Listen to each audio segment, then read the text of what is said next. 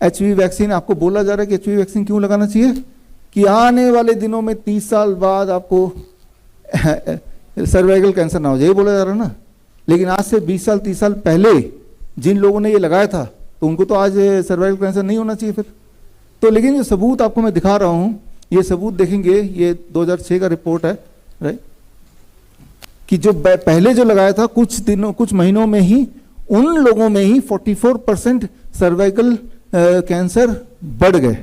ये रहे सबूत कि उससे सर्वाइकल कैंसर कम नहीं हुआ और बढ़ गया, ये पहला सबूत।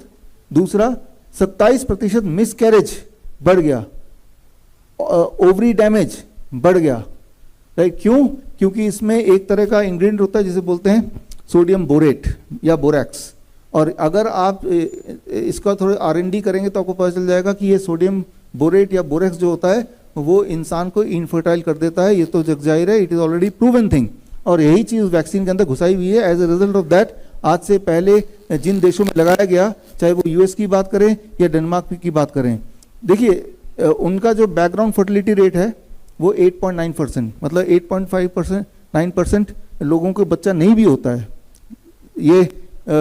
लेकिन जब वैक्सीन लगाया तो वही चीज़ बढ़ के हो गया 27%। अब 27% लोगों को बच्चे नहीं होते हैं, राइट। तो ये मतलब बच्चे नहीं होते हैं, तो पहले भी होता है कि कुछ कपल्स को नहीं हो पाते, लेकिन उसकी तादाद वैक्सीन लगाते ही और बढ़ गई। ये आपके सामने ग्राफ है, और ये ग्राफ है जिसमें ये पता चलता है कि वैक्सीन लगाने के बाद फर्टिलिटी रेट ड्रॉप होती जा रही है। जब वैक्सीन लगाया गया, यहाँ पे एचपीवी वैक्सीन 2006 में लगाया गया, और लगाने के बाद से आप देख रहे हैं जहाँ जहाँ लगाया वहाँ देशों के ग्राफ वो नीचे जाता हुआ आपको दिख ही रहा है। और ये जो वैक्सीन भारत में लगाई जा रही है उनमें से एक वैक्सीन है गर्डासिल। गर्डासिल का जो अपना उसका अगर पेपर पढ़ेंगे, उनके अपने वेबसाइट में पढ़ेंगे जाके, तो उसमें अगर या FDA के वेबसाइट में जाके पढ़ेंगे तो उसमें जो उसके साइड इफ़ेक्ट लिखे हैं वो आपकी आंखों के सामने इतने हैं कि मैं अभी पढ़ ही नहीं सकता, पढ़ूंगा तो और चीज़ें हमारे टाइमलाइन में है। तो ये सारे उसके साइड इफ़ेक्ट है। और अब 2020 का आप पेपर देखें कि अभी तक 2020 तक कई देशों में एचपीवी वैक्सीन लगे हुए कई साल भी हो गए थे। उन सारे डेटा को जब मिलाया तो क्या ये पाया गया कि एचपीवी वैक्सीन से वाकई में सर्वाइकल कैंसर कम हो गया? इसका उल्टा पाया गया, सर्वाइकल कैंसर तो बढ़ गया, साथ में इनफर्टिलिटी रेट भी बढ़ गई। और ये फाइनल 2020 का रिपोर्ट आपकी आंखों के सामने है।